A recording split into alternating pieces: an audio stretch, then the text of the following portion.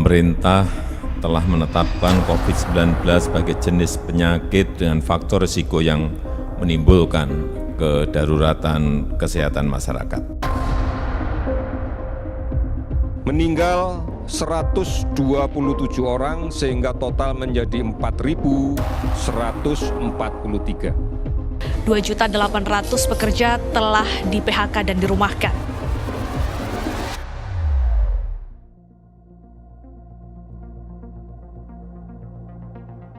Akhir 2013 saya datang ke Jakarta, bekerja di dalam bidang musik. Saya seorang karyawan di sebuah restoran. Saya bekerja di restoran itu kurang lebih 3 tahun. 2-3 tahun ini fokus untuk reguler di kafe-kafe yang ada di seperti Senopati, SCBD. Selain itu di rumah saya bersama anak-anak juga. Awal sebelum COVID masih ada penghasilan dari suami dan masih ada penghasilan dari saya. Menghidupi keluarga saya di sini dan orang tua saya dan adik saya yang ada di Malang, di kampung. Itu hasil dari ngeband saya. Saya semenjak COVID ini dari awal 1 Maret itu saya sudah dirumahkan dan tidak digaji sama sekali selama kurang lebih 3 bulan. COVID ini sangat berdampak ya, berdampaknya luar biasa buat saya. Apa yang saya udah atur, anggaran yang udah saya atur, tiba-tiba langsung di stop, dipatahkan. Pekerjaan suami saya itu driver Gojek. Jadi suami saya penghasilannya drastis menurun, bahkan dalam 2 bulan itu nggak dapat penghasilan sama sekali. Sampai motor pun mau ditarik gitu. Tiba-tiba saya nggak ada pemasukan sama sekali, sedangkan kebutuhan tetap berjalan ya. Ada anak saya yang kedua yang baru lahir, butuh susu. Lihat kotak susu, itu sisa cuman mungkin 2 kali minum susu. Saya berpikir besok bagaimana gitu.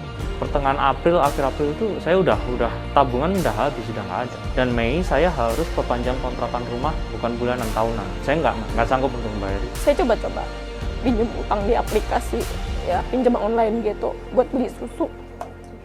Seenggaknya cukup buat 2 minggu ke depan gitu kan. Saya pindah ke rumah petakan yang saya bisa bayar bulanan, agar sisa uangnya bisa mengcover susu dan lain-lain. Ya Allah, semoga suami saya dapat orderan, semoga suami saya bisa bawa pulang duitnya. Tadinya nggak begini, jadi dampaknya tuh berasa banget. Kayak saya tuh orang paling susah gitu. Pas awal-awal dulu, ketika akhir April udah nggak ada pemasukan, saya ngejual jam tangan saya.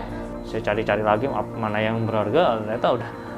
Mesin cuci saya jual. Saya iseng-iseng aja sih, jual beberapa gorengan seperti risol gitu, tahu isi mungkin gitu ya. Istri saya bekerja dan masih ada pemasukan yang bisa mengcover sedikit demi sedikit ya, itu dari istri. Jadi saya sendiri sampai sekarang belum bekerja sama sekali.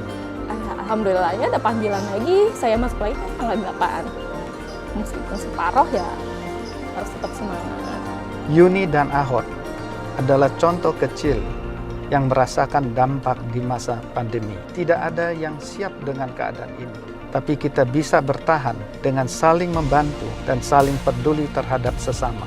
Nggak ada yang nyangka pandemi COVID-19 ini begitu besar impact-nya terhadap dunia usaha. Kita harus antisipasi krisis ekonomi ke depannya. Ada 29 juta pekerja yang di-PHK akibat dampak COVID-19.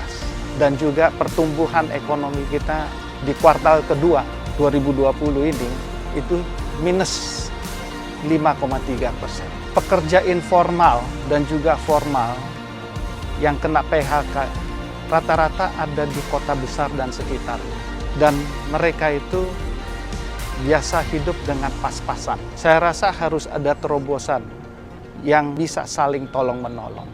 Siapa lagi kalau bukan kita yang menolong saudara kita, tetangga kita, atau orang-orang yang ada di lingkungan kita.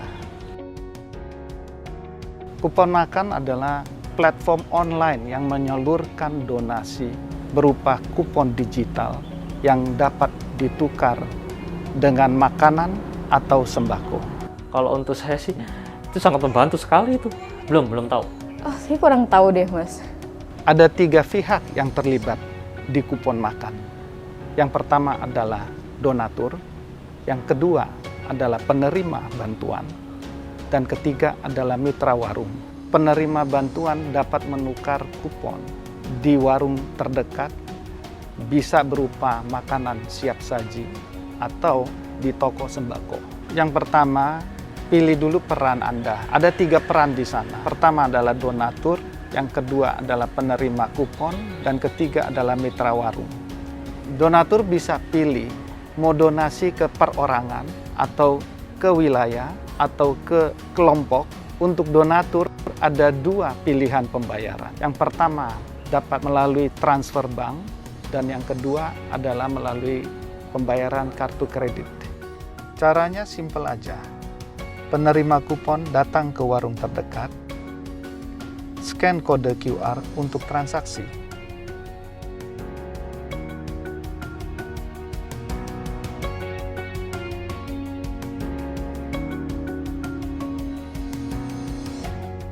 Sejujurnya saya sendiri tidak sanggup, tapi dengan bantuan kalian, kupon makan mampu meringankan beban saudara-saudara kita yang terdampak.